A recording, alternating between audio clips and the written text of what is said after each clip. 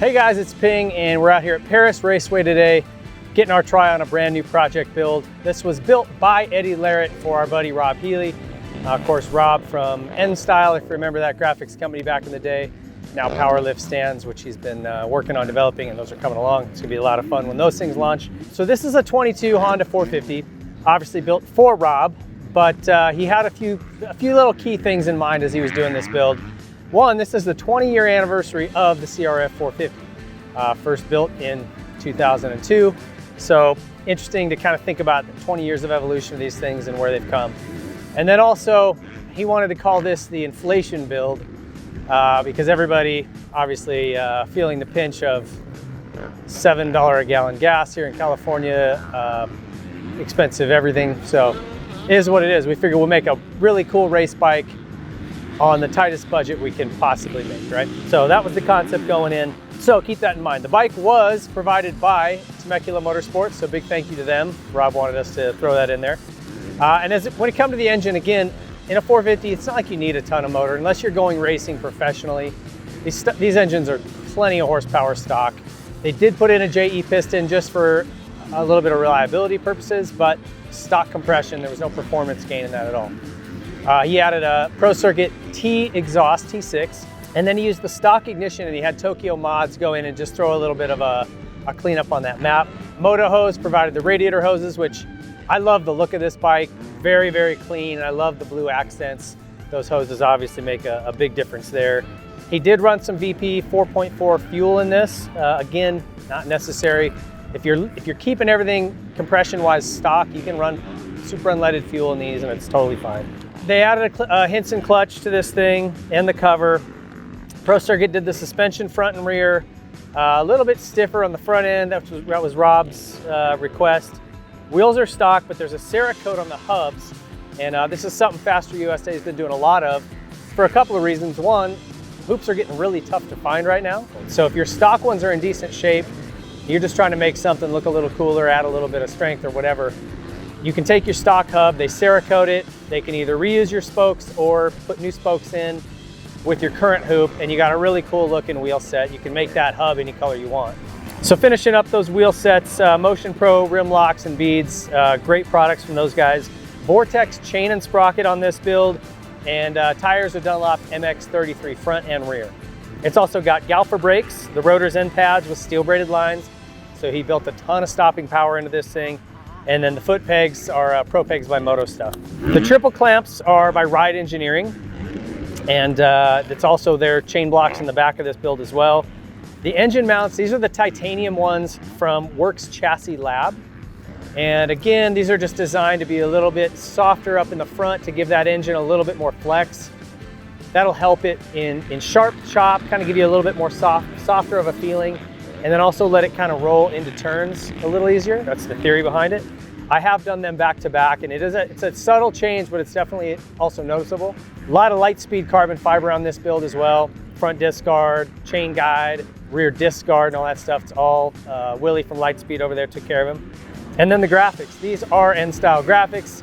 And one thing I love about doing projects with Rob is he's very big on attention to detail. And something that I always loved on his bikes, going way back to when they designed the Yamaha Troy bikes, is either the holographic or that sort of, shiny aluminum looking trim in there. And you can see he's got that on the blue on the bike. Again, I think with this look, he killed it. It's clean, but it's also very trick. N-style gripper seat with 3 ribs on there as well. Acerbis plastics, and the frame tape is from a company called Core Grip, if you're looking for that. And then obviously you see the stand that it's on. That's the Matrix Powerlift stand. This is something Rob's been working on for quite a while. Matrix is gonna bring that in and start selling these, so keep an eye out. If you're an older guy like me, it's pretty nice to not have to lift your bike on and off. You just push a button with your foot and that thing rolls up and down. Or if you're a little kid, if you've got little ones that ride that have a hard time getting their bikes onto the stand, great solution for them in this thing as well. So lots of neat parts on this bike. And on the track, I was really anxious to get some laps on this because we just did a Honda not too long ago, a 450 that I built. It's crazy how different the bike felt on the track. The power character from the engine alone, much more of a smooth roll-on. My bike was very aggressive for whatever reason. And it didn't have any aftermarket parts on it either, but it just seemed like it came on really hard, and I was looking for a way to kind of smooth that out. And maybe they got that through the ignition mapping with Tokyo Mods, but this bike just had a much more friendly roll on it. Easier for me coming out of turns, especially where there's good traction. I can dial the power on, and it didn't want to always wheelie or break the rear wheel loose. It was a nice steady sort of drive coming out of turns, and I really enjoyed that. No shortage of power, obviously. This thing is got tons of horsepower if you're really wanting to get on it. I really did like the levers. The ASV levers just had a nice feel. I had them adjusted a little too far in. This is one downside to being a middle finger guy. I always use my middle fingers on my clutch and brake, and they design them with that little pocket for your index finger, and then after the pocket, it widens up so that it doesn't hit your outside fingers. Well, when I pull that pocket with my middle finger, the inside of the lever always crushes my index finger. So I was having a little bit of that going on, but very, very cool, very adjustable. And these brakes, he did a nice work on these things. Between the galper rotor and the braided line, this thing will come to a stop in a hurry. So the brakes were great foot pegs. For me, this front tire is a little grabby. It's super ruddy and sticky today. It was kind of a pro day. Lots of factory guys out here getting ready for the start of the Nationals. And when you get into these sticky ruts, the 33 front, to me, it's good on loose, maybe muddy dirt.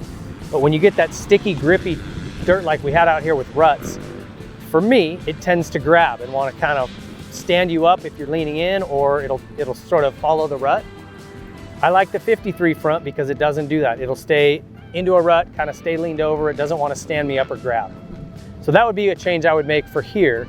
Now, if we went to Glen Helen in the morning or somewhere where it's softer, maybe Kauai in the morning, or, you know, I might like that 33 or a 3S better. All in all, great motorcycle. Again, I can't give you back-to-back on the engine hangers, but I know that they work. So check those guys out, really make good products. And really what he's trying to do here is build a really competitive bike on a budget, and he's done it. The suspension, which is set up for him, he's gonna love this motorcycle.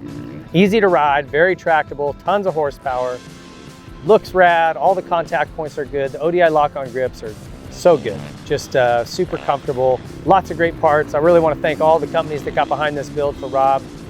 Thanks to Eddie for putting this thing together, did a great job with it, and it was a blast to ride.